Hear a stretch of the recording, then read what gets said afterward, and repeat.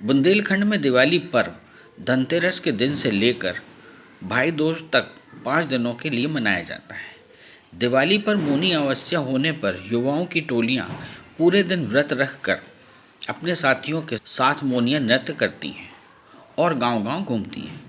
बताया जाता है कि इस नृत्य में लोग सहरा भी खेलते हैं। इसे बुंदेलखंड का प्रसिद्ध लोक नृत्य भी माना जाता है। इसे दिवाली के अगले दिन ही खेला जाता है।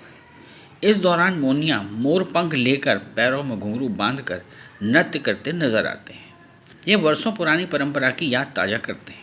बुंदेलखंड में यह मौनिया नृत्य वर्षों से खेला जाता है। इस दौरान ढोल नगाड़ों का संगीत विशेष आकर्षण होता है। ऐसा बताया जाता है कि मौनिया टोलियाँ मौनी अमावस्या पर व्रत रखकर लगभग 12 गांवों के भ्रमण पर निकलती हैं। इस दौरान गांव को घेरने की परंपरा निभाते हुए टोलियों में नृत्य करते हुए साथ चलती हैं। बताया जाता है कि 12 वर्ष तक लगातार नृत्य करने के बाद कृष्ण भगवान की नगरी मथुरा वृंदावन जाकर भगवान के दर्शन करने के बाद इस व्रत को तोड़ने का विधान है। फिर नई युवा टोलियां तैयार होती हैं और यह परंपरा निरंतर चलती रहती है। इस लोक नृत्य को लेकर शास्त्रों के कई मत हैं। लोगों का कहना है कि यहाँ पर पास ही में रणछोड़ धाम है, जहाँ पर भगवान श्री कृष्ण का आगमन हुआ था। इसीलिए यहाँ पर कृष्ण की लीलाएं चलती रहती हैं। यहाँ के लोग उन लीलाओं से प्रेम करते हैं और बताया जाता है कि जब गायें गुम हो गई थी तो उनके वियोग में ग्वालों ने मौन व्रत रखा था और व्रत जब ही तोड़ा था जब गायें मिल गई थी। तभी से इस मौनिया नृत्य का आरंभ मानते हैं। हालांकि इसको लेकर कई लोगों के विचार अलग हैं। वह इस नृत्य को भगवान श्री राम की वजह से भी जोड़ते हैं। कहा जाता है कि भगवान श्री राम जब रावण का वध करके अयोध्या लौटे थे तो दीपक जलाकर दिवाली मनाई गई थी और उनकी विजय की खुशी में मौनिया भी नृत्य करते हैं।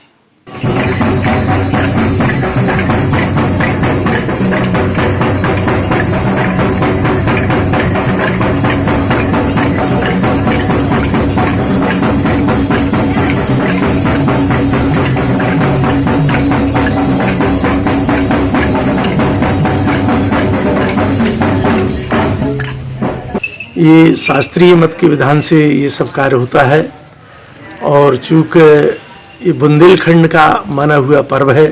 बुंदेलखंड के लोग जो है कृष्ण से जुड़े हुए हैं। पास में ही रणछोड़ धाम है, कृष्ण का यहाँ आगमन हुआ है, तो कृष्ण की यहाँ विशेष जो है लीला जो है चलती है, उनकी खेली जाती है, उनसे प्रेम करते हैं लोग।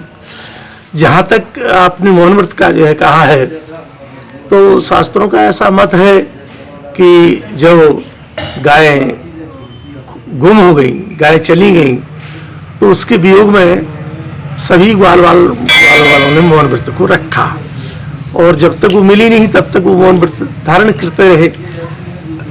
और जहाँ तक नृत्य का प्रश्न उठता है तो भगवान राम जब लंका से लौट करके आए तो उसकी खुशी में ये सब ग्वाल जो है और जितने भी मित्रगण हैं मोर पखा के साथ में नृत्य करते हैं, डांडिया नृत्य भी करते हैं और अपनी खुशी का इजहार करते हैं। उनको ये लगता है कि हाँ, हमारे राम जो है हम लोगों के बीच में आए हुए हैं।